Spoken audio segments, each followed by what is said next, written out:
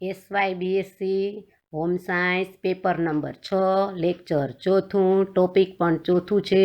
એમાં આપણે એ જોશું કે જુદા જુદા શિક્ષણ શાસ્ત્રીઓએ પોતાનો ફાળો પૂર્વ પ્રાથમિક શિક્ષણમાં કેવી રીતે આપેલો છે। તો પૂર્વ પ્રાથમિક શિક્ષણ એટલે બાળ શિક્ષણ કે જેમાં બાળકને કેન્દ્ર સ્થાને રાખવામાં આવે છે। તો આ શિક્ષણ કેવું હોવું જોઈએ, કેવી રીતે આપવું જોઈએ, કોણ આપી શકે, તે માટેના વિચારો, તે માટેના મંતવ્યો અને કેવું હોવું જોઈએ તે વિશેનો ખ્યાલ આપણને જુદા જુદા શિક્ષણ શાસ્ત્રીઓના વિચારોમાંથી મળેલો છે અને એને આધારે આજે પૂર્વ પ્રાથમિક શિક્ષણની પદ્ધતિઓની રચના કરવામાં આવેલી છે। ખાસ કરીને પૂર્વ પ્રાથમિક શિક્ષણ એ મોન્ટેસરી પદ્ધતિથી, કિન્ડરગાર્ટન પદ્ધતિથી અને બાલવાડી પદ્ધતિથી આપવામાં આવે છે અને એમાં ઇન્દ્રિય શિક્ષણને વધારે મહત્ત્વ આપવામાં આવેલું છે। ખાસ કરીને આ શિક્ષણ દ્વારા બાળકોનો સર્વાંગી વિકાસ થાય છે અને આજે આ બાળક એ શિક્ષણના ઇમારતનો એક પાયો છે। તો આ શિક્ષણ બાળકો માટે છે, તો એ કેવી રીતે આપવું જોઈએ, બાળકો વધારે ને વધારે કઈ રીતે હસ્તગત કરી શકશે, લાંબા સમય સુધી તેના સ્મૃતિપટ ઉપર કઈ રીતે કેન્દ્રિત કરી શકાશે, તે માટેના વિચારો પણ અહીં પ્રગટ કરવામાં આવેલા છે। શિક્ષણ એ ભાર વગરનું હોવું જોઈએ, ચિત્રો દ્વારા અને ખાસ કરીને અહીંયા લખાણનું મહત્ત્વ ઓછું છે પણ ભાષા વિકાસ માટે અહીંયા બોલવાનું એટલે વાંચન, લેખન એને મહત્ત્વ તો આપેલું જ છે પણ ચિત્રને વધારે મહત્ત્વ આપેલું છે, જોઈને ઓળખીને એ વિચારને વધારે મહત્ત્વ આપવામાં આવેલું છે।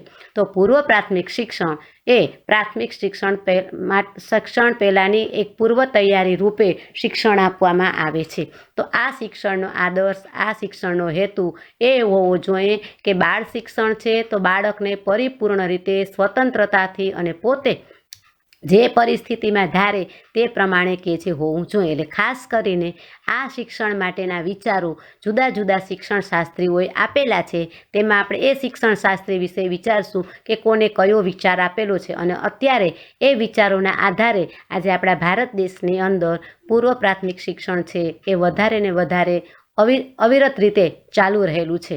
ખાસ કરીને બાળ શિક્ષણને વધુ વેગવાન બનાવવા માટે ઘણા બધા શિક્ષણ શાસ્ત્રીઓએ પોતાનો ફાળો આપેલો છે અને એમાંય ખાસ કરીને મારિયા મેડમ મોન્ટેસોરી છે, રૂસો છે અને જે લોકોએ ફાળો આપેલો છે તે ફાળો અહીંયા અગત્યનો અને અનન્ય છે કારણ કે એને આપણે ભૂલી શકીએ નહીં, કારણ કે પાયો જ ન હોય તો શિક્ષણને આપણે મજબૂત બનાવી શકશું નહીં। જો શિક્ષણને મજબૂત બનાવવું હોય તો પાયો હોવો જ જોઈએ અને એ પાયાની અંદર જે ચણતરમાં જે કાંઈ મટીરિયલ નાખેલું છે એ હંમેશા મજબૂત હોવું જોઈએ। મકાન બનાવવું છે તો મકાનની મજબૂતાઈ માટે એમાં સિમેન્ટ છે, રેતી છે, ચૂનો છે, કોન્ક્રીટ છે, એ કઈ રીતે ઉપયોગ કરેલો છે એનો આધાર પણ મકાન બનાવનાર ઉપર હોય છે। એટલે એવી જ રીતે બાળક છે એ બાળક તો ઇમારતનો એક પાયો છે। આ પાયાને જો આપણે મજબૂત બનાવવું હશે તો ખાસ કરીને આપણે એને એવું સરળ અને સરળ શિક્ષણ આપવું જોઈએ કે જે શાંતિથી અને સરળતાથી યાદ રહી શકે અને ખાસ કરીને પોતે જે શિક્ષણ પ્રાપ્ત કરેલું છે એમાંથી એ કંઈક બનાવી શકે, કંઈક બની શકે, કારણ કે આપણે નેતાઓનો પણ વિચાર કરીએ છીએ કે નેતાઓએ ઘણું બધું સ્ટ્રગલ કરી અને શિક્ષણ પ્રાપ્ત કરેલું છે અને આજે મહાન નેતાઓ પણ બનેલા છે। આપણે ગાંધીજી વિશે જોયું હતું। હવે આપણે એ જોશું કે મારિયા મેડમ મોન્ટેસોરી, ખાસ કરીને પૂર્વ પ્રાથમિક શિક્ષણની અંદર મારિયા મેડમ મોન્ટેસોરીનો ઘણો બધો રોલ છે। તો મોન્ટેસરી પદ્ધતિના પ્રણેતા ઇટાલીના ડૉક્ટર મારિયા મેડમ મોન્ટેસોરી હતા। તેનો જન્મ ઈસવીસન 1870માં ઇટાલીમાં એનકોના શહેરની નજીક ચિયોરાબિલમાં થયો હતો। તેનું બાળપણ આનંદથી પસાર થયેલું। તેઓ પ્રથમ મહિલા હતા। તેમણે રોમ યુનિવર્સિટીમાં MDની ડિગ્રી પ્રાપ્ત કરી। ત્યાર પછી તેમણે મનોવૈજ્ઞાનિક ચિકિત્સાલયમાં સહાયક ડૉક્ટર તરીકે કાર્ય કર્યું। ત્યારબાદ તેમણે સેગ્વિન પ્રણાલીનો અભ્યાસ કર્યો અને તેઓ સેગ્વિનને પોતાના ગુરુ માનતા હતા। ઈસવીસન 1898માં મંદબુદ્ધિના બાળકોની શાળા શરૂ કરી તેના માર્ગદર્શક તેમને બનાવ્યા। ત્યારબાદ 1906માં તેમને તેમના વિચારો રજૂ કરવાનો મોકો મળ્યો, કારણ કે તેને જે શાળાના નિરીક્ષક બનાવેલા તે શાળા 3 થી 7 વર્ષના બાળકો માટેની હતી। આ શાળામાં તેમણે પોતાની શિક્ષણ પ્રણાલીને વ્યવહારિક રૂપ આપ્યું અને ચારે બાજુ તેની ખ્યાતિ ફેલાણી। એટલે ખાસ કરીને પોતાના વિચારોનું પ્રાગટ્ય એને એના ગુરુ પાસેથી પણ પ્રાપ્ત થયેલું હતું. બાળક વિશેના મોન્ટેસોરીના વિચારો. તે જમાનામાં કેળવણીમાં શિક્ષકોને અને વિષયોને વધુ મહત્ત્વ અપાતું. બાળકોનું સ્થાન ગૌણ હતું. દરેક બાળકના આગવા વ્યક્તિત્વનો વિકાસ થતો નહીં. દરેક બાળકને સમાન માનવામાં આવતા. બાળક એ કોરી પાટી જેવું હોય છે, શિક્ષણ એને ઘડે છે એવું માનવામાં આવતું. ત્યારે મારિયા મેડમ મોન્ટેસોરીએ બાળક તરફનો દૃષ્ટિકોણ જ બદલી નાખ્યો. બાળક વિશેના તેના વિચારો પણ છે એ વિચારો પણ એને પોતે પ્રગટ કરેલા હતા. શરૂઆતમાં તો બાળકને કેન્દ્ર સ્થાને રાખવામાં જ નહોતું આવતું. શિક્ષકો અથવા તો અન્ય લોકો પાસેથી બાળકોને કેમ શીખડાવવું એ માટેનું જ્યારે બાળ કેન્દ્રીય શિક્ષણ હોવા છતાંય બાળકને મહત્ત્વ અપાતું નહોતું. પણ મારિયા મેડમ મોન્ટેસોરીએ પોતાના બાળકો પ્રત્યેના વિચારો પણ અહીંયા રજૂ કરેલા છે. એને પહેલો વિચાર રજૂ કર્યો કે બાળક એ જીવંત પ્રાણવાન છે. તેને સતત ક્રિયાશીલ પ્રવૃત્તિશીલ રહેવું ગમે છે. બાળક એ જીવંત છે, એને પ્રવૃત્તિ વગર ગમતું નથી. એટલે જેમાં પ્રવૃત્તિનું પ્રમાણ વધારે હોય તેવા જ પ્રકારના શિક્ષણની અહીંયા હિમાયત કરવામાં આવેલી છે. કારણ કે સતત ક્રિયાશીલ છે, પ્રાણવાન છે. કારણ કે એક બાળકને એક વ્યક્તિત્વ તરીકેનો સ્વીકાર કરવો જોઈએ. અહીંયા જો એ વ્યક્તિત્વ તરીકેનો સ્વીકાર કરવામાં નહીં આવે તો બાળક આગળ વધી શકશે નહીં. બાળક એક વ્યક્તિ છે, એને કોરી પાટી હોવા છતાંય એનામાં જે કાંઈ આપણે અંકિત કરશું તે લાંબા સમય સુધી પડ્યું રહેશે. બીજું છે બુદ્ધિ અને જ્ઞાન એ ક્રિયા માટે આવશ્યક છે. કોઈ પણ તમે કાર્ય કરો તો એ બુદ્ધિ વિના કાર્ય થઈ શકશે નહીં, જ્ઞાન વિના કાર્ય થઈ શકશે નહીં. પણ એ મળશે ક્યાંથી? જો એ પોતે કંઈક શીખશે તો, પોતાની પાસે કંઈક હશે તો. એટલે બુદ્ધિનો વિકાસ થવો જોઈએ. એટલે બૌદ્ધિક વિકાસને ધ્યાનમાં રાખી અને જુદા જુદા પ્રકારના શૈક્ષણિક કામ અથવા તો શૈક્ષણિક પ્રવૃત્તિઓ છે એ બાળકો પાસે કહે છે કરાવવી જોઈએ. જ્ઞાન દ્વારા એક પોતાની જરૂરિયાતોનો પણ પોતે સંતોષ થઈ શકશે. એટલે બુદ્ધિ અને જ્ઞાન એ શિક્ષણ પ્રાપ્તિ માટે અથવા તો શીખવા માટે વધુને વધુ અગત્યતા ધરાવે છે. ક્રિયામાંથી જ બુદ્ધિનો વિકાસ થાય છે. તેથી સતત ક્રિયા થવી જોઈએ. ક્રિયા વિના બાળક બેસી રહેશે નહીં. પછી ગમે તે પ્રકારની ક્રિયા હોય, ઇન્દ્રિય વિકાસ માટેની હોય, સાધન કામ હોય, સમાજલક્ષી કાર્ય હોય, જો કાર્ય જ નહીં હોય તો એ બાળક પોતે આગળ વધી શકવાનું નથી.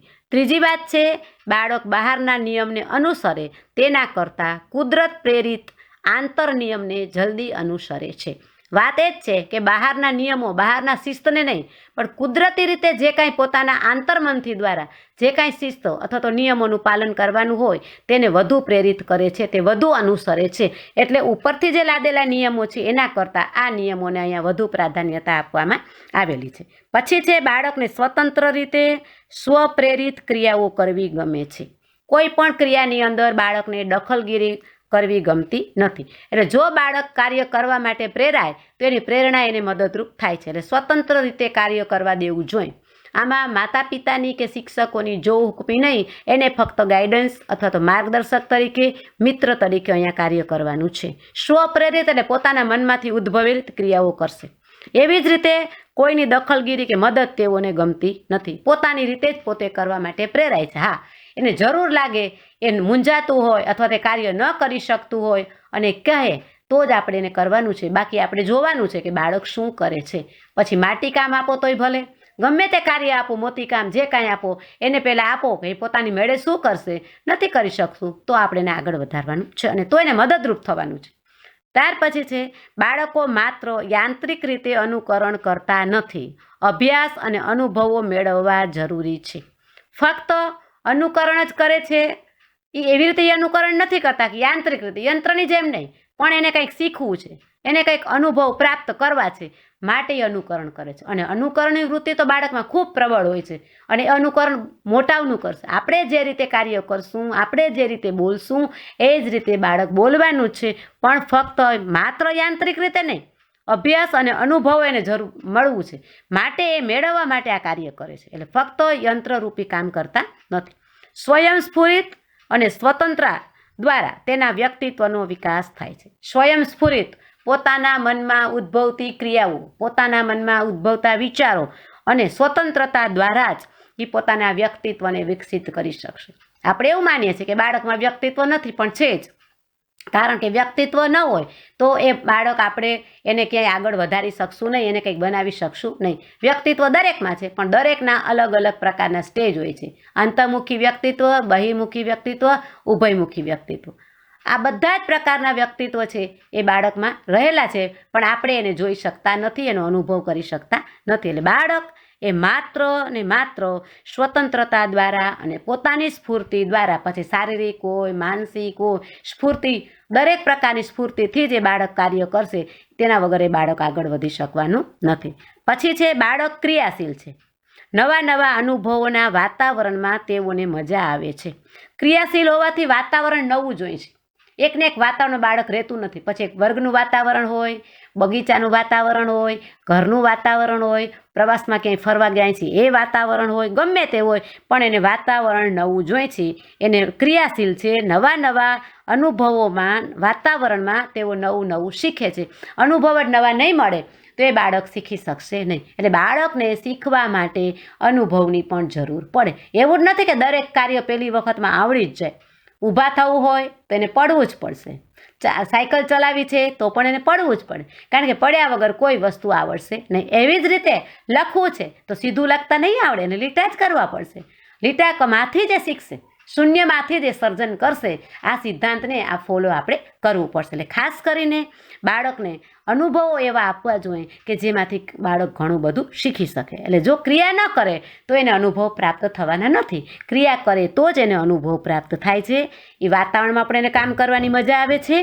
અને બાળક માટે પ્રેરક ક્રિયાઓ આકર્ષક અને નવીનતા સાથેની હોય તે જરૂરી છે. એકને એક પ્રકારની ક્રિયાને વારંવાર એકને એક પ્રકારની ક્રિયા કરાવશું તો બાળકને કંટાળો આવશે, બાળકને ગમશે નહીં, અને ક્રિયા પરત્વે એ નીરસતા દાખવશે. એટલે હંમેશા એવી ક્રિયાઓ હોવી જોઈએ કે જે બાળકને પ્રેરણા આપે, ઉત્સાહિત બનાવે, એવી ક્રિયાઓ અને આકર્ષણ હોવું જોઈએ. ક્રિયાઓ પ્રત્યે એને આકર્ષણ ઊભું થાય તે માટે આકર્ષક ક્રિયાઓ, આકર્ષક કાર્યો, આકર્ષક પ્રકારના જે કંઈ એના સમજ સૂચનો છે એ પણ બાળકને આપવા જોઈએ. એકને એક પ્રકારનું જો કાર્ય આપશું તો બાળકમાં નીરસતા અને આકર્ષણનું પ્રમાણ ઓછું હશે. નવીનતાની સાથે હોવા જોઈએ કે જેને કારણે બાળક કંઈક નવું શીખી શકે, કંઈક કરી શકે. માટી કામ હોય તો એમાંથી નવા નવા આકારો બનાવશે. રેતી છે, માટી છે, મોતી છે, આ બધામાંથી એને નવીનતા પ્રાપ્ત થાય એવા પ્રકારના મટીરિયલ્સ પણ બાળકને આપવા જોઈએ. બાળક વિશેના તેના વિચારો પર જ ડૉક્ટર મોન્ટેસોરીની શિક્ષણની ફિલોસોફી પણ આપેલી છે, સ્થાપેલી છે. કે બાળકના આવા વિચારો મોન્ટેસોરીએ પ્રગટ કર્યા છે કે આવા મારા વિચારો છે કે બાળકને આ રીતે જ્ઞાન આપવું જોઈએ, નોલેજ આપવું જોઈએ. તો એને પોતાના પદ્ધતિના સિદ્ધાંતો પણ આપ્યા છે. અને એનો પહેલો સિદ્ધાંત છે સ્વશિક્ષણનો સિદ્ધાંત. બાળકને શીખવું છે તો એને જાતે શીખવા દો, તમે કરી આપો નહીં. કોઈ પણ કામ, કોઈ પણ પ્રવૃત્તિ એને તમે જાતે કરવા દો. જાતે કરવાથી એને અનુભવ થશે કે કયું કાર્ય કેવી રીતે કરવું, કઈ પ્રવૃત્તિ ક્યાં કરવી, એના માટેના જે કાંઈ મટીરિયલ્સ છે એનાથી માહિતગાર થશે. રંગકામ હોય, માટીકામ હોય, ચિત્રકામ હોય, ઇન્દ્રિય શિક્ષણના સાધનો હોય, પણ જાતે એને અડવા દો, જાતે કાર્ય કરવા દો. આપણે એને કરી દેવાનું નથી. જે પણ કામ હોય એને સ્વશિક્ષણનો સિદ્ધાંત આપ્યો છે કે બાળક જાતે કરવાથી એને વધુમાં વધુ આનંદ આવે છે કે મેં કંઈક કાર્ય કર્યું. પછી કોઈ પણ કામ હોય એ કામ જાતે કરો. બૂટની દોરી બાંધવાની હોય, રૂમાલની ઘડી કરવાની હોય, કોઈ પણ પ્રકારના નાના સામાજિક કાર્યો કરવાના હોય, આ બધા જ કાર્યોમાં બાળકને સામેલ કરો. બાળકને રાખો કે તું તારું કામ જાતે કર. આ પ્રમાણે એને કાર્ય કરવાની પણ એક સારી ટેવ પડશે કે મારું કામ મારે જ કરવાનું છે. આ સ્વશિક્ષણમાંથી એને શિસ્તમાં કેમ રહેવું એના માટેનું અહીંયા પણ નોલેજ કે જ્ઞાન આપવામાં આવશે. એટલે કાર્ય કરતી વખતે સ્વચ્છતા પણ કેમ રખાય, કઈ રીતે કામ કરવું જોઈએ, બધી જ એને પહેલેથી કાંઈ સિદ્ધાંત એમની પાસે હોતો નથી, પણ ધીમે ધીમે એ નિયમોને ફોલો કરશે. એટલે સ્વશિક્ષણનો સિદ્ધાંત એ મોન્ટેસરી પદ્ધતિનો પહેલામાં પહેલો સિદ્ધાંત છે. અને મોન્ટેસરી એને જ માને છે કે સ્વશિક્ષણ હોવું જોઈએ, સ્વયં કામ કરવું જોઈએ કે જેને કારણે બાળક પોતે પોતાની રીતે કાર્ય કરતા શીખી જશે. બીજો સિદ્ધાંત છે વ્યક્તિત્વનો સિદ્ધાંત. દરેક બાળકની અંદર વ્યક્તિત્વ રહેલું છે, પણ વ્યક્તિત્વના અલગ અલગ પ્રકાર છે. આપણે વ્યક્તિત્વનો અનુભવ કરી શકાય, એને જોઈ શકાય નહીં. ફક્ત બાહ્ય લક્ષણો જ નહીં, એના આંતરિક લક્ષણો પણ હોવા જોઈએ.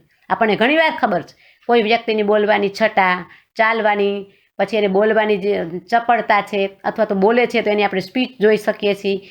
ફક્ત તૈયાર થાય, સારા કપડાં પહેરે, એમાંથી જ વ્યક્તિત્વ થતું નથી થતું. આ તો એના બાહ્ય આકર્ષણો છે, પણ આંતરિક વ્યક્તિત્વ તો બાળકમાં રહેલી જે આંતરિક શક્તિઓ છે, કાર્ય શક્તિ છે, સમજણ શક્તિ છે, શીખવાની શક્તિ છે, એના ઉપર કે છે રહેલો છે. એટલે ખાસ કરીને વ્યક્તિત્વના વિકાસ માટે પણ મોન્ટેસોરી એમ આપ્યું છે કે બાળકના વ્યક્તિત્વનો વિકાસ આવી જુદી જુદી પ્રવૃત્તિઓ દ્વારા થાય છે, કારણ કે અહીંયા એને ભાષાનું, ગણિતનું, વિજ્ઞાનનું, વિષયોને અનુરૂપ ઘણા બધા પ્રકારના મૌલિક જે જ્ઞાન છે એ મૌલિક જ્ઞાન પણ અહીંયા આપવામાં આવે છે. ત્રીજી વાત છે ઇન્દ્રિય તાલીમનો સિદ્ધાંત.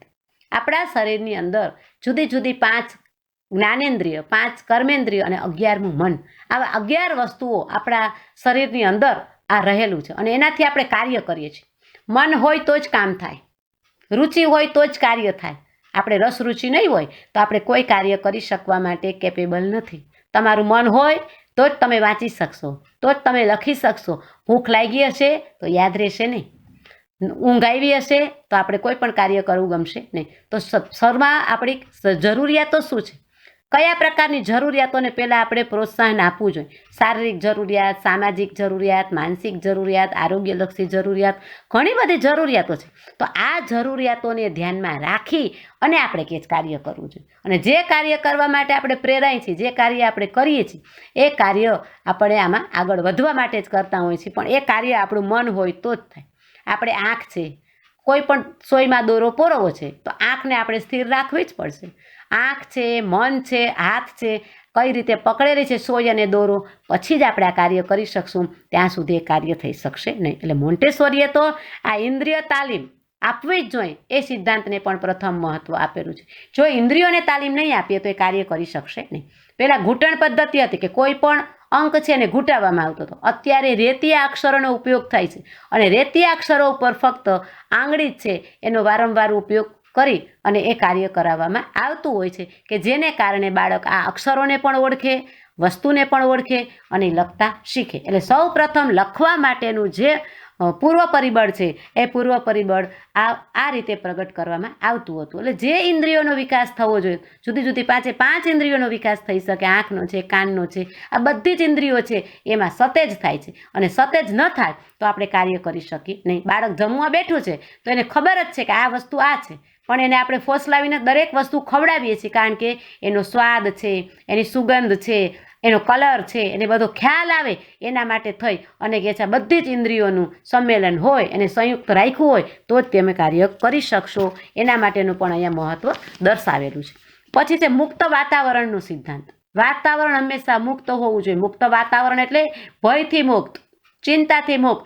બાળકમાં જો ચિંતા હશે, ભય હશે, શિક્ષકથી ડરતું હશે, સાધનોનો એને ખ્યાલ નહીં હોય, અપરિચિત તો સાધન હોય પણ એને પરિચિત કરાવવાના છે, આ બધું જ આ વાતાવરણની અંદર આવતું હોય છે. જો શિક્ષકોનો સ્વભાવ સરળ ન હોય, બાળક શિક્ષકને સમજી ન શકે, બેસવા માટેની યોગ્ય વ્યવસ્થા ન હોય, સ્કૂલની અંદર પીવાની વ્યવસ્થા પાણીની ન હોય, અથવા તો સારામાં સારું રાચરચીલું ન હોય, હવા ઉજાસનો અભાવ હોય, તો આ બધું જ ન હોવાથી કે ઓછું હોય કે વધુ હોય તો પણ શીખવા ઉપર અસર થાય જ છે. જો વાતાવરણ જ મુક્ત નહીં હોય, આનંદિત નહીં હોય, મગજ પણ મજામાં નહીં હોય તો એ કાર્ય બાળક પોતે કરી શકવાનું નથી. કારણ કે વાતાવરણનો આધાર તો સર્વાંગી વિકાસ ઉપર છે.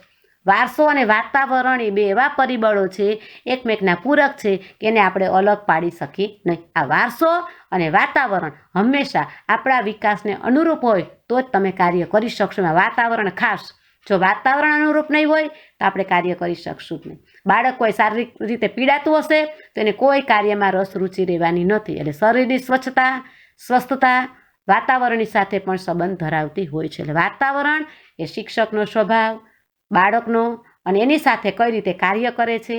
જો મિત્રતા જેવું નહીં હોય તો એ બાળક કાર્ય આગળ કરી શકવાનું નથી. પછી છે બાળ કેન્દ્રીય શિક્ષણનો સિદ્ધાંત. બાળકને કેન્દ્રમાં રાખી અને શિક્ષણના સિદ્ધાંતને અહીંયા મહત્વ આપવામાં આવેલું છે. કારણ કે શિક્ષણ કોને લેવું છે તો કે બાળકને, શીખવું છે કોને તો કે બાળકને. તો એના માટેના આ જે કાંઈ પ્રયત્નો છે એ પ્રયત્નો શિક્ષણ બાળ શિક્ષણને ધ્યાનમાં રાખી અને કરે છે. એટલે બાળકને કેન્દ્રમાં રાખો. બાળકની ઉંમર, બાળકના રસ રુચિ, બાળકના વિચારો, બાળકને શું ગમે છે, શું નથી ગમતું એટલે ગમા અને અણગમા, અને બાળક પોતાના માનસપટ ઉપર કઈ રીતે અંકિત કરી શકે, એની સ્મૃતિપટનો વિકાસ કેમ કરી શકાય એ માટેની માહિતી પણ અહીંયા આપવામાં આવે છે.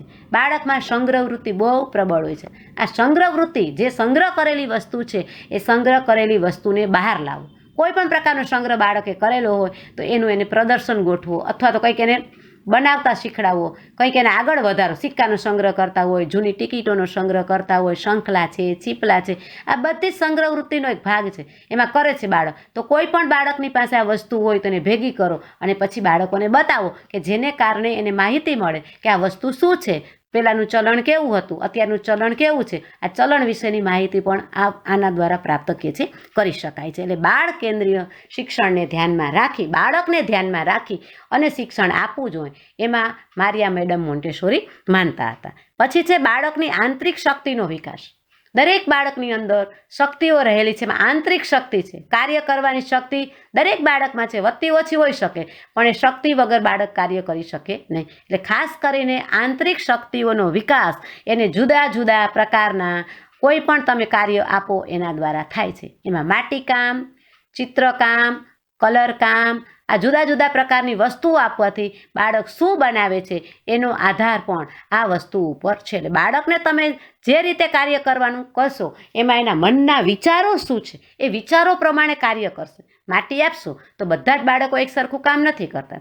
પાટી અને પેન આપશો તો બધા જ બાળકો એક સરખું પ્રકારનું કામ નહીં કરે. તો એના માટે થઈ અને બાળકને મનમાં શું વિચારો છે એ મનના વિચારો પોતે અહીંયા પ્રગટ કરી શકે છે. એટલે આંતરિક શક્તિ શું છે એ આંતરિક શક્તિના સ્ત્રોતને જો આપણે સમજવો હોય તો, જો બહાર લાવવો હોય તો આપણે આ બાળકોને જુદા જુદા પ્રકારના કાર્યો આપવા જોઈએ કે જેને કારણે બાળકની આ શક્તિઓને આપણે ઓળખી શકીએ અને બાળકને કે છે આગળ વધારી શકીએ. તો આ શક્તિઓના વિકાસ માટે થઈ અને બાળ શિક્ષણ છે એને વધારે મહત્ત્વ આપે છે અને એની સાથે સાથે બાળકમાં રહેલી જે શક્તિઓ છે એ શક્તિને પણ આપણે ઓળખી અને કે છે એને આગળ ધપાવવું જોઈએ. પછી છે ખેલ દ્વારા શિક્ષણ, રમત દ્વારા શિક્ષણ. રમતા રમતા શીખો.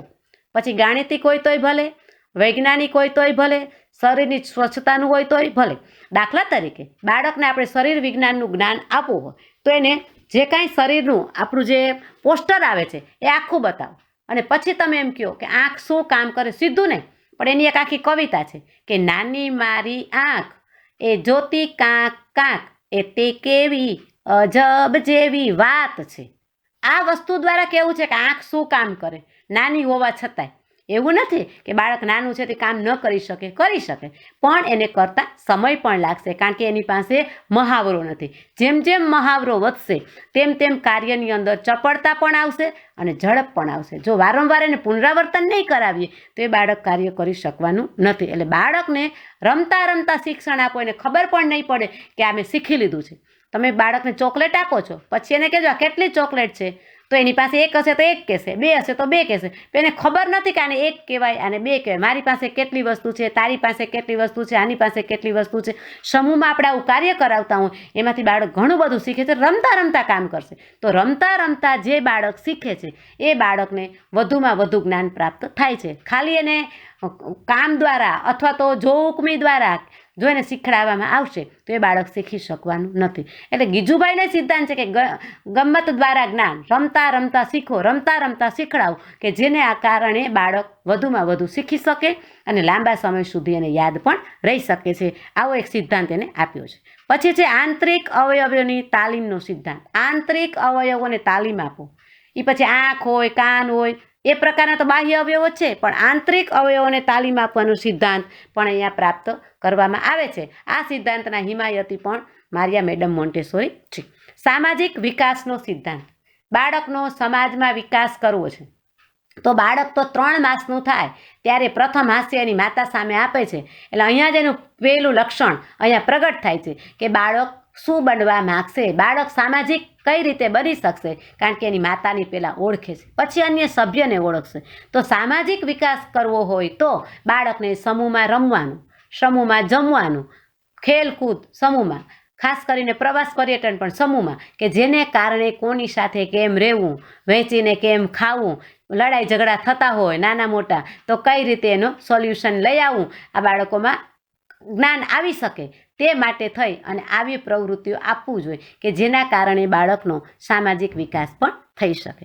ત્યાર પછી આપણે જોશું મોન્ટેસરીની શિક્ષણ પદ્ધતિ। સૌપ્રથમ આપણે જોયું કે મોન્ટેસરીના વિચારો શું હતા, પછી જોયું મોન્ટેસરી જે પદ્ધતિ છે એ પદ્ધતિનો સિદ્ધાંત શું છે, અને હવે જોશું કે મોન્ટેસરી શિક્ષણ પદ્ધતિ શું છે।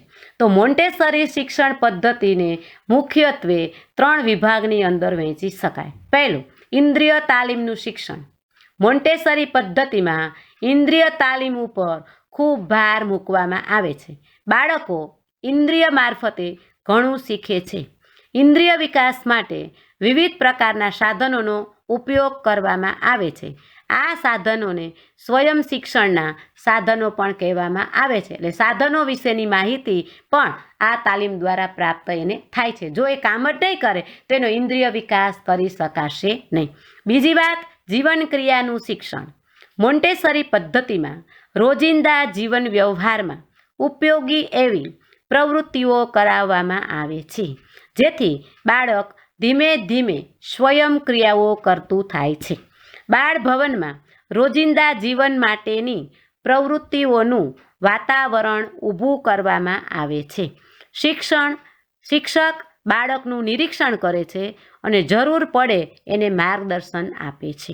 આવી જીવન ક્રિયાની પ્રવૃત્તિથી બાળકોમાં સારી ટેવોનું ઘડતર થાય છે અને તેમની આવડત કેળવાય છે। શું ટેવોનું જો ઘડતર કરવું હોય તો જુદા જુદા પ્રકારની ક્રિયાઓનું જ્ઞાન બાળકને આપવું જ જોઈએ, તો જ સારી ટેવોનું ઘડતર થશે અને સાથે સાથે જે કાંઈ આવડત છે એ આવડતોનો પણ વિકાસ કરી શકાશે। એટલે ઇન્દ્રિય શિક્ષણની સાથે સાથે જીવન ક્રિયાના શિક્ષણને પણ વણી લીધું છે, કારણ કે વ્યવહારલક્ષી શિક્ષણ, વ્યવહારુ જ્ઞાન એને જીવનલક્ષી ક્રિયામાંથી કે છે પ્રાપ્ત થઈ શકશે। ત્રીજી વાત છે ભાષા અને ગણિતનું શિક્ષણ। બાળક પોતાના ઘરમાં અને આજુબાજુના વાતાવરણમાં જે ભાષા બોલાતી હોય તે શીખે છે, કારણ કે બાળક હંમેશા જે કાંઈ આપણે બોલીએ છીએ તેનું અનુકરણ કરે છે। ભાષા મુખ્યત્વે આપણા અવાજના ભેદ પારખવાની તાલીમ એટલે ઇન્દ્રિય તાલીમ દ્વારા અપાય છે અથવા તો શીખડાવવામાં આવે છે। ભાષા શિક્ષણને 2 વિભાગમાં વહેંચવામાં આવે છે, જેમાં લેખન અને વાંચનનો સમાવેશ થાય છે।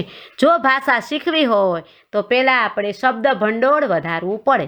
જો શબ્દ ભંડોળ નહીં હોય તો આપણે ક્રિયા કરી શકશું નહીં, બોલી શકશું નહીં। તો શબ્દ ભંડોળ ક્યારે વધશે કે જુદા જુદા વસ્તુઓનું એને જ્ઞાન હોય, એને બતાવવામાં આવે તો જ।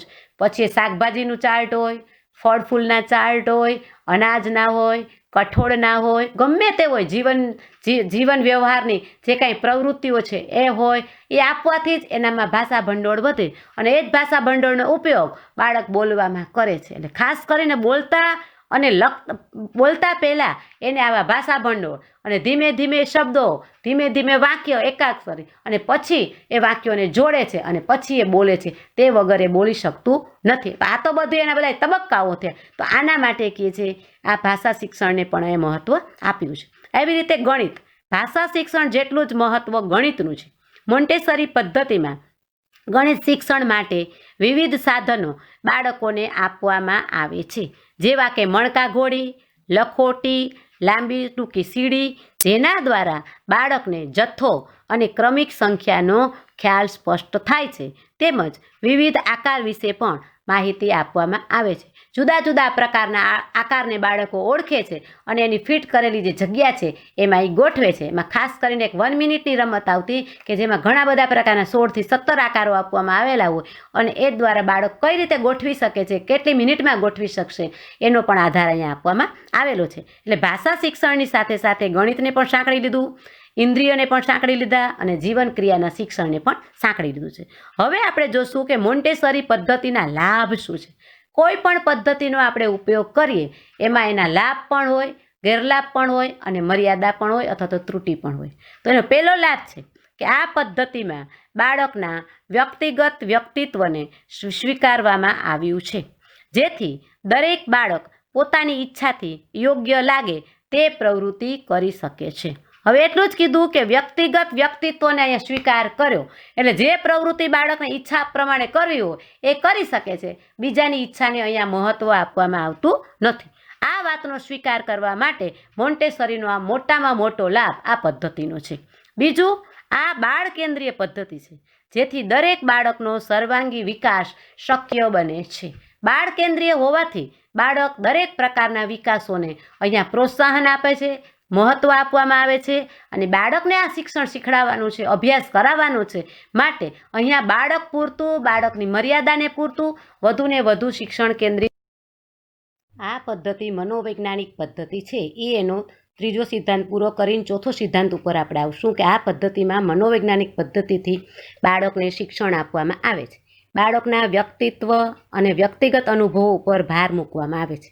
અહીંયા વ્યક્તિત્વ ઉપર અને બાળકને વ્યક્તિગત અનુભવો કેવા થાય છે તેના ઉપર વિશેષ ભારણ મૂકવામાં આવ્યું છે અને તે મુજબનું શિક્ષણ છે એ શિક્ષણ અહીંયા આપવામાં આવે છે. પછી છે ઇન્દ્રિય તાલીમ ઉપર ભાર મૂકવામાં આવ્યો છે કે જેથી બાળકોમાં નિરીક્ષણ, એકાગ્રતા, નિયમિતતા અને જ્ઞાનનો વિકાસ થાય છે. એટલે આવી રીતે ઇન્દ્રિય તાલીમ ઉપર ભાર આપવાથી બાળકમાં જુદા જુદા પ્રકારનો વિકાસ થઈ શકે છે અને સર્વાંગી વિકાસને પણ વેગવાન બનાવાય છે. નિરીક્ષણ પદ્ધતિ, એનામાં એકાગ્રતા કેવું છે, નિયમિતતા કેવી છે, દરેક કાર્ય કેવી રીતે કરી શકે છે, ચોકસાઈ કેવી રીતે છે, આ બધું જ અહીંયા આપણે જોઈ શકીએ છીએ. ત્યાર પછી છે કે સ્પર્ધા, શિક્ષા, ભય, દંડ કે પુરસ્કારને અહીંયા સ્થાન નથી, જેથી બાળકોમાં ખોટી ગ્રંથિઓ વિકસતી નથી અને બાળક સ્વયં શિસ્ત કેળવે છે. અહીંયા કોઈ શિસ્ત ઉપરના બીજા વ્યક્તિઓ દ્વારા દબાણ આપવામાં આવતું નથી. બાળક ફક્ત પોતાની રીતે જ પોતે શિસ્તમાં રહે છે અને પોતાનું કાર્ય કરે છે. રોજિંદા વ્યવહારોના કાર્યોથી અહીંયા તાલીમ આપવામાં આવે છે. રોજિંદો વ્યવહાર એટલે એવો વ્યવહાર કે જેમાં બાળકને અહીંયા તાલીમ આપી અને કાર્ય કરાવવામાં આવે છે. જુદા જુદા પ્રકારની જીવન વ્યવહારની પ્રવૃત્તિને પણ અહીંયા વેગવાન બનાવવામાં આવેલી છે. એટલે ખાસ કરીને અહીંયા રોજિંદા વ્યવહારને વધુ વિકસિત બનાવવામાં આવેલો છે અને એના દ્વારા બાળક પોતાનું કાર્ય પોતે જાતે કરી શકે છે અને એમાં ખાસ કરીને સ્વચ્છતાનું હોય, કોઈ લેવડ કાર્યમાં કોઈ પણ વિઘ્ન આવતા હોય તો કઈ રીતે દૂર કરી શકાય તેવા સાધન કામ છે, વ્યવહાર કામ છે, જીવનલક્ષી પ્રવૃત્તિઓ છે. આવી પ્રવૃત્તિઓને અહીંયા વધુ મહત્ત્વ આપવામાં આવે છે કે જેના કારણે બાળક ઘણું બધું શીખી શકે છે, નાના મોટા કાર્યો પોતે જાતે કરતું હોય છે. ત્યાર પછી છે રમત દ્વારા કે ક્રિયા દ્વારા શિક્ષણ આપવામાં આવે છે, જેથી બાળક આનંદની અનુભૂતિ પણ શીખી શકે છે અને એને આનંદ થાય છે. કાર્યમાં જે આનંદ નથી મળતો એ એને રમતા રમતા જે કાંઈ જ્ઞાન પ્રાપ્ત કરેલું છે, શિક્ષણ પ્રાપ્ત કરેલું છે તેમાંથી એને મળે છે. એટલે પ્રવૃત્તિ દ્વારા બાળકને આનંદ મળે એ મહત્ત્વના ધ્યેયને અહીંયા પરિપૂર્ણ કરવામાં આવે છે. ત્યાર પછી છે બાળકના શારીરિક વિકાસનું ઝીણવટપૂર્વક નિરીક્ષણ કરી બાળકોના અંગોનો યોગ્ય વિકાસ કરવાની તક પણ પૂરી પાડવામાં આવે છે અને આરોગ્યપ્રદ ટેવોનું અહીંયા ઘડતર કરવામાં આવે છે. સારામાં સારી ટેવો કઈ રીતે આપી શકાય, શું ટેવોનું ઘડતર કેમ કરી શકાય, નિયમિતતા કેમ કેળવી શકાય, એવું આરોગ્યલક્ષી શિક્ષણ પણ અહીંયા આપવામાં આવે છે કે જેના કારણે બાળકને ખ્યાલ આવે કે આ વસ્તુ આમ કરવી જ જોઈએ. એટલે ખાસ કરીને બાળકને શરીર વિજ્ઞાનનું, આરોગ્યલક્ષી અને જે કાંઈ જ્ઞાન આપવામાં આવે છે એ શારીરિક વિકાસને પ્રેરિત હોય છે કે જેના કારણે બાળકનો શારીરિક વિકાસ યોગ્યતાથી થઈ શકે. ત્યાર પછી છે આ પદ્ધતિમાં બાળક સ્વયં નિરીક્ષણ કરી સ્વ અનુભવથી જ્ઞાન પ્રાપ્ત કરે છે, જેથી તેનામાં નિયમિતતા, જવાબદારી, નિર્ભયતા અને સ્વતંત્રતા જેવા ગુણો છે એનો વિકાસ કરી શકાય છે. એટલે ખાસ કરીને બાળકને અહીંયા સ્વતંત્રતા અને સ્વયં શિક્ષણ ઉપર ભાર મૂકવામાં આવ્યો છે. અહીં બાળકને પ્રત્યક્ષ અને મૂર્ત જ્ઞાન આપવામાં આવે છે, તેથી આ પદ્ધતિ વધુ વાસ્તવિક બને છે કારણ કે એને વસ્તુ બતાવવામાં આવે છે. અહીંયા વસ્તુ બતાવવાથી એની વસ્તુની ઓળખાણ થાય છે, પદાર્થની ઓળખાણ થાય છે અને ભૂલી શકતું નથી. ચાર્ટ પદ્ધતિ દ્વારા પણ આપવામાં આવે છે અને જુદા જુદા પ્રકારના કાર્યો બતાવીને કરીને પણ એ બાળકને નિરીક્ષણ પદ્ધતિ દ્વારા અથવા તો પ્રયોગાત્મક પદ્ધતિ દ્વારા પણ જ્ઞાન આપવામાં આવતું હોય છે, જેને કારણે આ પદ્ધતિ અત્યારે વધુ વાસ્તવિક બનેલી છે, સ્વીકાર્ય છે અને વધુને વધુ બાળકને વધુ પ્રભાવિત આ પદ્ધતિ દ્વારા કે છે કરી શકાય છે. આ પદ્ધતિમાં ભાષા અને ગણિત શિક્ષણ આપવામાં આવે છે, જેથી બાળકો વાંચન, લેખન અને ગણનની જે ગણતરી છે એની ક્રિયા સરળતાથી કરી શકે છે અને શીખી શકે છે. માટે અહીંયા મણકા ઘોડીનો પણ ઉપયોગ કરવામાં આવે છે, જુદા જુદા પ્રકારના સાદા જે સાધનો છે એનો ઉપયોગ કરવામાં આવે છે અને એ જ્ઞાન પ્રાપ્ત બાળકને થાય છે. ભાષા લેખન માટે પણ અહીંયા જુદા જુદા પ્રકારના અંકો આપવામાં આવતા હોય અથવા તો જુદા જુદા પ્રકારના વાક્યો હોય એ વાક્યોની રચના પણ બાળક કઈ રીતે કરી શકે છે તેનું પણ અહીંયા શિક્ષણ આપવામાં આવે છે. દરેક બાળકનું વ્યક્તિગત નિરીક્ષણ કરી માર્ગદર્શન આપે છે, કારણ કે બાળક અને શિક્ષક વચ્ચે આત્મીય સંબંધ હોય છે. જો બાળક અને શિક્ષક વચ્ચે આત્મીય સંબંધ ન હોય તો આ કાર્ય કરી શકાશે નહીં. એટલે દરેક બાળકનું વ્યક્તિગત નિરીક્ષણ કરી કયા બાળકમાં શું ખૂટે છે અથવા તો કઈ પ્રવૃત્તિઓ બાળકને ગમા અણગમા છે એનું નિરીક્ષણ કરી અને જાતે એનો આખો રિપોર્ટ તૈયાર કરે અને બાળકને જ્યાં એનું સૂચનની જરૂર પડે ત્યાં સૂચન આપી અને બાળકને આગળ વધારવામાં આવે છે. એટલે અહીંયા સામૂહિક નિરીક્ષણ કરતાં વ્યક્તિગત નિરીક્ષણને વધુ મહત્ત્વ આપવામાં આવેલું છે. અહીં સમયપત્રકનું બંધન હોતું નથી. બાળકને જે પ્રવૃત્તિ કરવી હોય એ પ્રવૃત્તિ બાળકનું મન જ્યારે ખુશ હોય, રાજી હોય, બાળક જે કરવા માગતું હોય એ જ પ્રવૃત્તિ કરવા દેવામાં આવે છે. એટલે અહીંયા વ્યક્તિગત સ્વતંત્રતાને પણ વધારે મહત્ત્વ આપવામાં આવે છે, જેના કારણે બાળકને બંધન નથી. ફક્ત મુક્ત વાતાવરણમાં બાળક પ્રવૃત્તિ કરે, બાળક આનંદ મારે અને બાળકનો સર્વાંગી વિકાસ થાય, આ હેતુનું સિદ્ધિકરણ માટે થઈ અને આ પ્રવૃત્તિ અહીં આપવામાં આવે છે. પછી છે મોન્ટેસરી પદ્ધતિની મર્યાદા શું છે? તો કે આ પદ્ધતિમાં કલ્પનાને સ્થાન નથી. જ્યારે બાળક તો કલ્પનાશીલ છે, વાસ્તવિકતાને કારણે બાળકની કલ્પના શક્તિ વિકાસની તક મળતી નથી. બાળકમાં મૌલિકતા કેળવાતી નથી. મેં પહેલાંય કીધું હતું કે આની મર્યાદા તો છે જ. અહીંયા કલ્પનાને સ્થાન નથી, ફક્ત મૂર્તતાને જ અહીંયા મહત્ત્વ આપ્યું છે. બીજું, આ પદ્ધતિમાં સમૂહને સ્થાન નથી. દરેક બાળક સ્વતંત્ર રીતે પોતાને મનપસંદ પ્રવૃત્તિ કરે છે. તેનાથી બાળકોમાં ઈર્ષ્યા, સ્વાર્થ ઉત્પન્ન થવાનો ભાવ રહે છે. તેમનામાં સહકારની અને સહાનુભૂતિની ભાવના કેળવાતી નથી. અહીંયા વ્યક્તિગતને જ મહત્ત્વ આપ્યું છે, સમૂહને મહત્ત્વ નથી. ત્રીજું, આ પદ્ધતિમાં અનુકરણને સ્થાન નથી. જ્યારે બાળક તો ઘણું ખરું અનુકરણથી શીખે છે, જેથી બાળક અમુક શિક્ષણ જે અનુકરણથી મેળવી શકાતું હોય તે આ પદ્ધતિમાં શીખી શકતું નથી. ફક્ત બાળકને જાતે જ કરવું પડે છે. અહીં બાળક સ્વયંસ્ફૂરણાથી શીખે તેવો આગ્રહ રાખવામાં આવે છે, જે માટે બાળકની ઉંમર ખૂબ જ ઓછી ગણાય છે. અહીંયા બાળકને શીખડાવવું પડે પણ એ તો સ્વયંસ્ફૂરણાથી શીખે, આ સિદ્ધાંત હોવાથી કે છે આમાં થોડીક રૂકાવટ આવતી હોય છે. આ પદ્ધતિ મુજબ એક વખત એક જ ઇન્દ્રિયને તાલીમ આપવા ઉપર ભાર મુકાય છે, પરંતુ દરેક ઇન્દ્રિય એકબીજા સાથે સંકળાઈને કાર્ય કરે છે. તેથી દરેક ઇન્દ્રિયને જુદી જુદી તાલીમ આપવી તે આભાસી ખ્યાલ છે. આ મોન્ટેસોરી પદ્ધતિની મોટામાં મોટી ખામી છે અથવા તો ત્રુટિ છે. અહીં વધારે પ્રમાણમાં સાધનો વપરાતા હોવાથી બાળકો મૂંઝવણ અનુભવે છે અને તેમાંથી કંટાળો ઉત્પન્ન થાય છે. બાળકનો પ્રવૃત્તિમાંથી રસ ઓછો થઈ જાય છે, કારણ કે વધુ સાધન છે. અહીંયા એક સાધન કરતાં અનેક સાધનોનો ઉપયોગ થાય છે, એટલે બાળકને કન્ફ્યુઝ થાય છે, કંટાળો આવે છે કે શેનાથી કરું, શેનાથી રમવું. આ સાધનોમાં કંટાળો આવતો હોય છે, તો કે છે પ્રવૃત્તિમાં રસ કેળવાતો નથી. આ પદ્ધતિમાં વપરાતા સાધનો સરળતાથી ઉપલબ્ધ નથી, તેમજ આ પદ્ધતિ ખર્ચાળ છે, જેથી આર્થિક રીતે સદ્ધર ન હોય તેવા દેશમાં આ પદ્ધતિ અનુકૂળ નથી. ચિત્રકામ, માટીકામ જેવી પ્રવૃત્તિને સ્થાન નથી, જેથી તર્કશક્તિ અને કલ્પના શક્તિનો વિકાસ ઓછો થાય છે. કારણ કે જો આ બે પ્રવૃત્તિ હોય તો જ આ બે પ્રક્રિયા છે કે બે શક્તિઓ છે એનો વિકાસ થાય. બાળક સ્વાભાવિક રીતે રમી શકતું નથી, જેથી બાળકની રચનાત્મકતા અને સર્જનાત્મકતાનો પણ વિકાસ થતો નથી. બાળક સ્વયં રચનાના આનંદથી વંચિત રહી જાય છે. એટલે અહીંયા બાળકના બે પ્રકારના શક્તિ છે એ વિકસિત થઈ શકતી નથી. સમૂહ શિક્ષણ ઉપર ઓછો ભાર મૂક્યો છે. આના કારણે બાળકમાં જે સંઘ ભાવના હોય, જે સમૂહ ભાવના હોય એ કેળવાતી નથી અને સમૂહમાં કઈ રીતે રહેવું એનું કે છે અહીંયા જ્ઞાન ઓછું મળે છે અથવા તો આપવામાં ન આવતું હોય તો બાળક એક બાળક સાથે બીજા બાળક સાથે અથવા તો અન્ય બાળકો સાથે કઈ રીતે વ્યવહાર કરવો એ પોતે પણ શીખી શકતું નથી. ત્યાર પછી છે અહીં બાળક સ્વયં શિક્ષણની સાથે સાથે બાળક પોતાની મનપસંદ પ્રવૃત્તિ જ કરે છે, જેથી અહીંયા વિષયોના જ્ઞાનથી બાળક વંચિત રહી જાય તેવી શક્યતા ઉદ્ભવિત થઈ શકે છે. અહીંયા તો સ્વયં શિક્ષણ કીધું છે, એટલે જુદા જુદા વિષયો પરત્વે બાળક કદાચ રસ કેન્દ્રિત ન પણ કરી શકે, ન થઈ ગયો હોય તો પણ અહીંયા ઓછો અનુભવ મળે અથવા તો ન થઈ શકે. એટલે જુદા જુદા વિષયોના જ્ઞાનથી એ અળગું રહી જાય છે. શિક્ષણ માત્ર નિરીક્ષક અને માર્ગદર્શક હોય છે. શિક્ષક માત્ર નિરીક્ષક અને માર્ગદર્શક હોય છે, એટલે તે બાળક સાથે પ્રવૃત્તિમાં જોડાતો નથી. તેથી બાળક અને શિક્ષક વચ્ચે આત્મીયતા ઓછી જોવા મળે છે.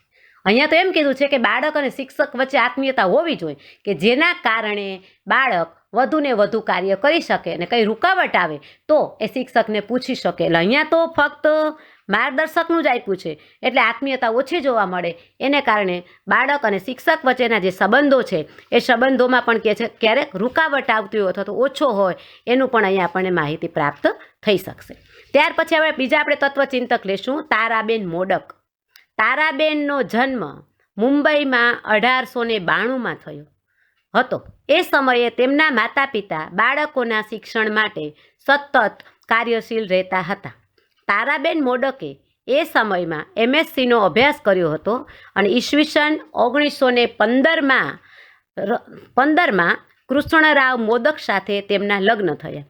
શ્રી મોદક અમરાવતીમાં વકીલ હતા. તારાબેનનું જીવન એટલે ગીજુભાઈ સાથેનો બાળ કેળવણીનો પ્રયોગ. શ્રી ગીજુભાઈએ જે સમયે દક્ષિણામૂર્તિમાં બાળ કેળવણીના પ્રયોગો કર્યા તે બાબતોની વાતો તારાબેન પાસે પહોંચી ત્યારે તે રાજકોટની ટ્રેનિંગ કોલેજમાં આચાર્ય તરીકે કામ કરતા હતા. પોતાનું કુટુંબ જીવન દુઃખી હતું. એકની એક દીકરીને કઈ રીતે ભણાવી તે પ્રશ્ન તારાબેનને મૂંઝવતો હતો. પોતાના પતિ મોટા વકીલ હતા, પણ તેની સાથે અણબનાવ હતો. ભાવનગરમાં આવી તારાબેન ગીજુભાઈને મળ્યા અને તેની સલાહ મુજબ દીકરીના ભવિષ્ય માટે સરકારી નોકરી છોડી અને દક્ષિણામૂર્તિમાં ગીજુભાઈ સાથે જોડાયા. ગીજુભાઈએ તાલીમ સંસ્થા શરૂ કરવાનું વિચાર્યું. તારાબેન મોડકને અધ્યાપન મંદિરનો અનુભવ હતો, તેથી ઈસવીસન 1925 અને 26માં અધ્યાપન મંદિર શરૂ કરવામાં આવ્યું. અધ્યાપન મંદિરની ઘણી સમસ્યાઓ હતી, તે તમામ જવાબદારી તારાબેને ઉપાડી લીધી. ઈસવીસન 1962માં મોન્ટેસરી સંમેલન ભરાયું. તેમાં મોન્ટેસરી પદ્ધતિમાં માનનારા લોકો ભેગા થયા. તે સમયે નૂતન બાલ શિક્ષણની સ્થાપના થઈ. આ સંઘના પ્રમુખ તરીકે શરૂઆતના સમયમાં શ્રીમતી સરલાદેવી સારાભાઈ હતા. ત્યાર પછી તેનું પ્રમુખ સ્થાન તારાબેન મોદકને મળ્યું. ગીજુભાઈ અને તારાબેન સાથે મળી શિક્ષણ પત્રિકાનું ખૂબ સરસ રીતે સંપાદન કર્યું. તારાબેન અનેક પ્રકારનું સાહિત્ય પણ લખતા હતા. આમ ગીજુભાઈ અને તારાબેનના સતત પ્રયાસોના કારણે બાળ શિક્ષણની ગીતા રચાણી. આ સમય દરમિયાન બાળ સાહિત્યનું પુસ્તકનું નિર્માણ થયું. ગીજુભાઈના અવસાન પછી દક્ષિણામૂર્તિના સંસ્થાના તમામ વિભાગો બાળ મંદિરના સિલાઈના બંધ થઈ ગયા. ત્યાર પછી ગાંધીજીની સલાહથી તારાબેને ગામડામાં બાળ શિક્ષણ કાર્ય કરવાનું વિચાર્યું. થાણા જિલ્લામાં બોરડી નામના ગામમાં એક અધ્યાપન મંદિર અને બાલવાડી શરૂ કર્યા. તેનું નામ ગ્રામ્ય શિક્ષણ કેન્દ્ર રખાયું. તે ઉપરાંત મુંબઈમાં દાદરા શિશુ વિહાર નામની સંસ્થાની સ્થાપના કરી, જે બાળ મંદિરથી હાઈસ્કૂલ અને અધ્યાપન મંદિર સુધીનું છે. બોરડી નજીક એક ગામમાં ટેકરી ઉપર બાલવાડીથી માંડી હાઈસ્કૂલ સુધીનું શિક્ષણ આપતી એક મોટી સંસ્થા નૂતન બાલ શિક્ષણ સંઘ દ્વારા શરૂ કરાઈ. અહીં આદિવાસી વિસ્તારમાં તારાબેને બાલ શિક્ષણ માટે ઘણા પ્રયોગો કર્યા. જે બાળકો દૂરથી બાલવાડીમાં આવી શકતા ન હોય તેના માટે આંગણવાડી શરૂ કરી. જંગલોમાં ઢોર ચરાવતા ગોવાળો માટે પણ શાળા શરૂ કરી. આ ટેકરીની આસપાસ ચીકુની વાડી ઘણી હતી, તેથી ખેતીના માધ્યમથી ચાલતી પ્રૌઢોની શાળા કરી. આ બધી જ પ્રવૃત્તિને વિકાસવાડી કહે છે.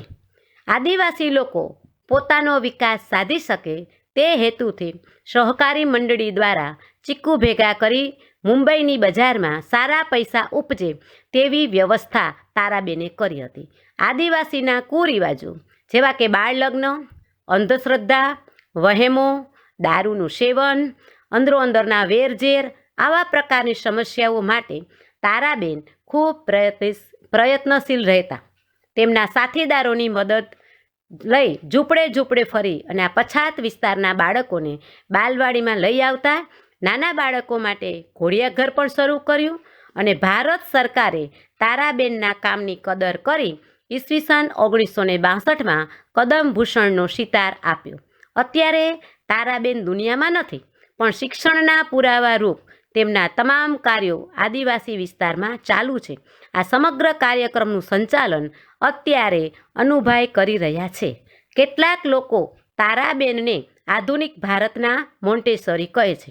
આવા મહાન કેળવણીકાર તારાબેનનું અવસાન ઈસવીસન 1973ના ઓગસ્ટ માસમાં થયું. એટલે તારાબેન મોડકે પણ બાળકો માટે, કેવા બાળકો માટે? તો કે આદિવાસી બાળકો માટે, જે લોકો મજૂરો છે, જે લોકો શાળાએ જઈ નથી શકતા, એવા લોકો માટે ઘણા બધા પ્રયત્નો કર્યા અને એ જ પ્રયત્નો દ્વારા આજે એ બાળકો છે એ પોતે કહે છે શિક્ષણ લઈ રહ્યા છે અને એની શાળાઓ પણ શરૂ છે, પ્રવૃત્તિઓ પણ ચાલુ છે. કારણ કે આજે દેહ નથી પણ એના જે વિચારો છે એ વિચારોની સાથે સાથે જે પ્રવૃત્તિઓમાં સંકળાયેલા છે એ પ્રવૃત્તિઓ આજની તારીખે પણ આપણા સમાજમાં અવિરતપણે ચાલુ રહી છે, જેને કારણે આજે આવા પૂર્વ પ્રાથમિક શિક્ષણની અંદર આવા તત્વચિંતકોએ પણ પોતાનું યોગદાન ખૂબ સરસ રીતે આપેલું છે અને પોતાના વિચારોને પણ વ્યક્ત કરેલા છે.